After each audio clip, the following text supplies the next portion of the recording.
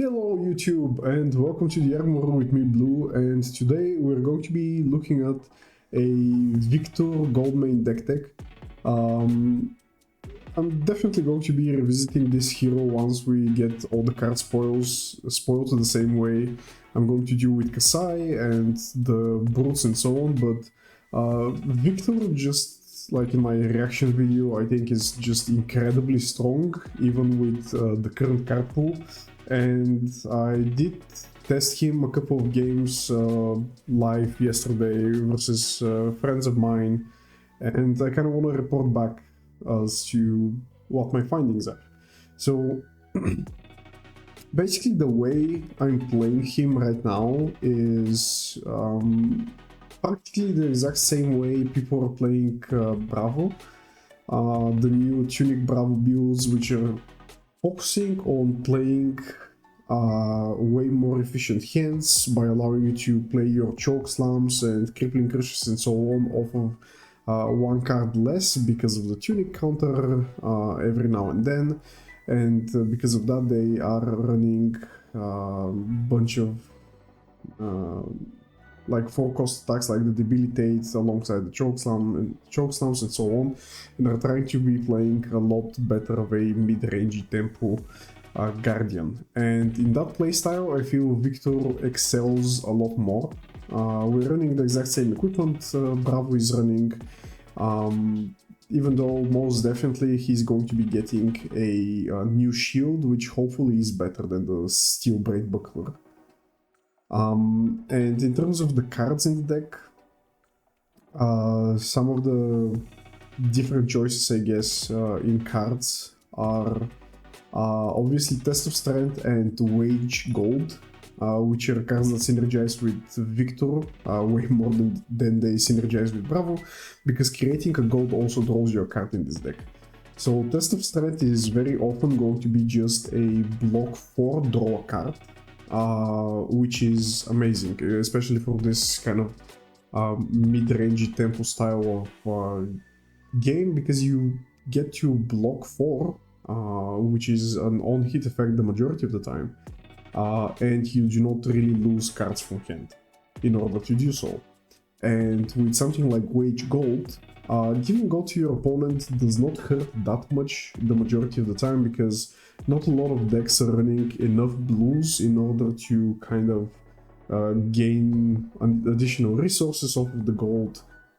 Some decks like Azalea and so on may actually filter some of their yellows in order to draw something else, which is, in my opinion, totally fine if they have fully blocked a Wage Gold, right? Like if they have used up their Sing Blow plus a 3 block in order to stop Wage Gold, or like double 3 blocks plus like one of their 1 block equipment or something like this in order to stop Wage Gold. A lot of the times I'm completely fine with that. And if they don't do that, then we are presenting a very hard to block, actually Guardian attack, meaning that it can come in for 2 resources off of search tokens and so on. That is also going to draw us a card. So because this is not going to have Gorgon, it's not the same as Snatch, so you can kind of read this as it's going to give us a Ponder token basically.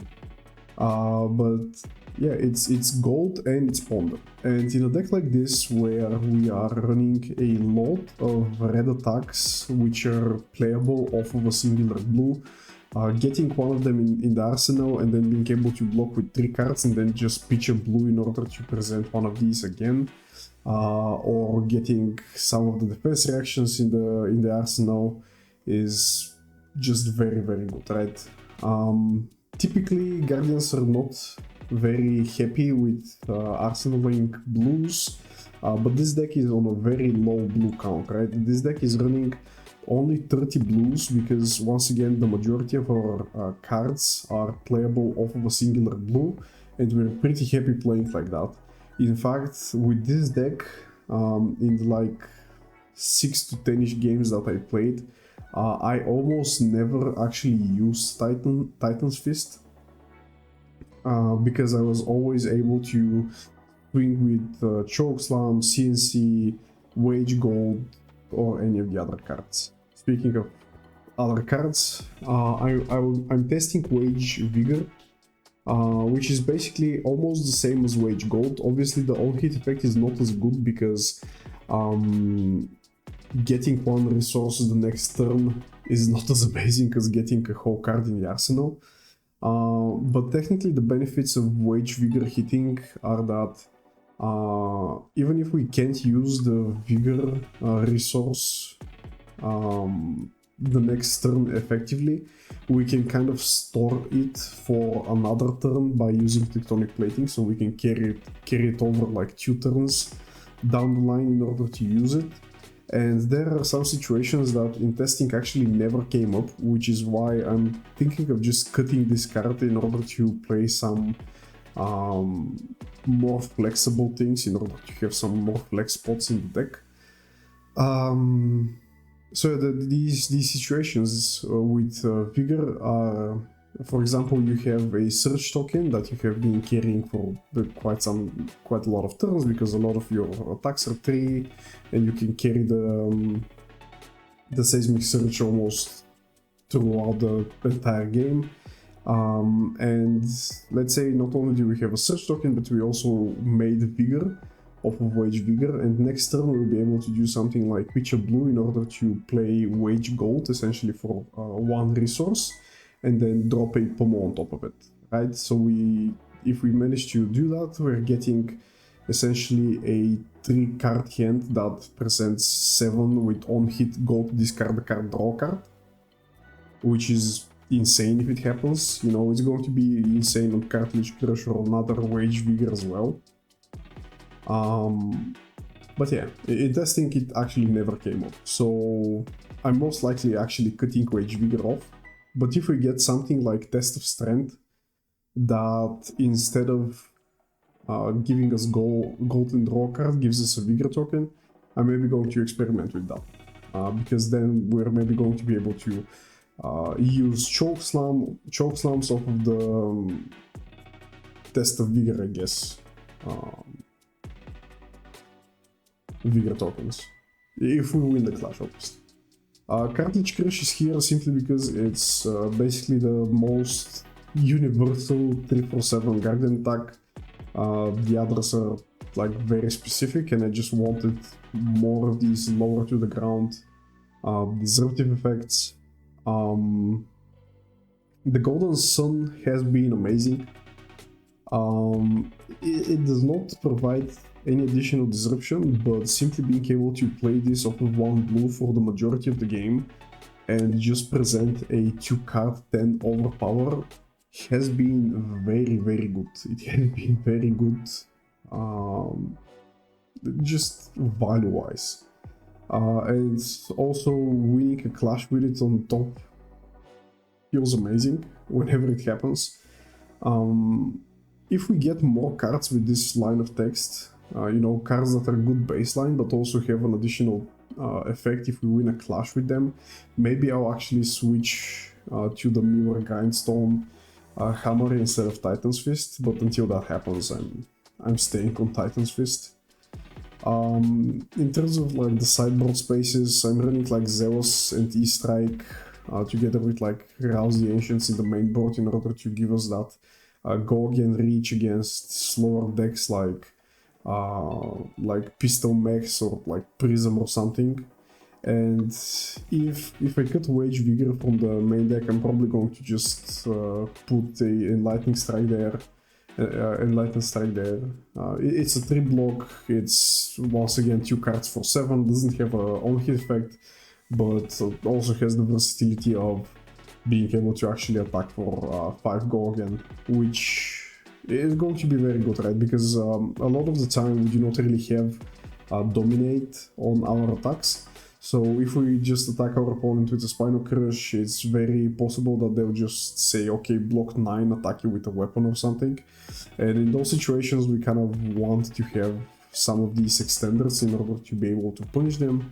And Monumental Maltese is kind of acts like one of those extenders in a way. I haven't really been testing it all that much because a lot of the games that I played were versus like Ninja and Azalea, where basically running full defense is the best thing I can do, so I just put in Faithful Sensing below Test of Strength and just block them out, and there wasn't really a reason to include Maneuver Maltis, but against the slower decks like Prism and Mech, Maneuver Maltis has felt very nice. I'm not sure if it's going to make the final cut, but with this line of just attacks for 3 resources and our ability to practically indefinitely keep the tectonic plating resource up, right? Because we just play Spinal Crush for 5 with like the remaining resource going into a Seismic Surge, and from there on we can continue keeping that surge on with like practically all of our attacks outside of like Chokeslam and the Golden Sun. But the Golden Sun is often a second cycle attack because we want to make sure we have the gold, and right now we will only have 6 cards that generate gold, and I'm hoping that we're going to get more cards that generate gold enter like main deck playable. Like technically we can have 9 with Maneuver Maltis, but it hasn't felt worth it at the moment. But yeah, with that setup we can kind of like almost always keep the additional surge, and then if we draw into a hand where we have Maneuver Maltis plus like Cartilage Crush, Wage Gold, Wage Vigor, doesn't matter, one of these stacks, they will cost 2 because of the surge token, so off of a blue we'll be able to play them together with Maneuver Maltis, and now they attack for 10. With an additional effect of create gold, draw a card. And I think that baseline in a Guardian having the additional effect on a lot of your cards to just draw a card, effectively just gain a Ponder token, feels very, very strong. Not only because of how strong defense reactions are in the arsenal if you get them, but also because Guardian usually for his better turns needs a bunch of cards. And with this Guardian, whenever we hit or create gold, we'll be able to basically gain 1 free card, you know, in order to add up to these like massive turns, right? Because when we are going to be pummeling our opponent, usually it's a 4-card hand, and you know, if we have any of the pieces in the arsenal, we're going to be at least able to block with 1 card from hand, and then use our armor pieces to kind of cover whatever else we need to block during that turn, and then swing with the pommel of our opponent, and creating gold and effectively Ponder tokens off of Victor really makes that a lot more consistent. And yeah, it just feels very strong. And another thing that feels very strong is late game gold. You know, there were situations where we've gone through like 3 tests of strengths and some wage golds, and like at least one of the wage golds he's hit, and I had like 3 gold or like 4 gold on the field or something like this in a late game situation where you have gone through like most of your reds, and you know that you have mostly blues and you know your pitch stack.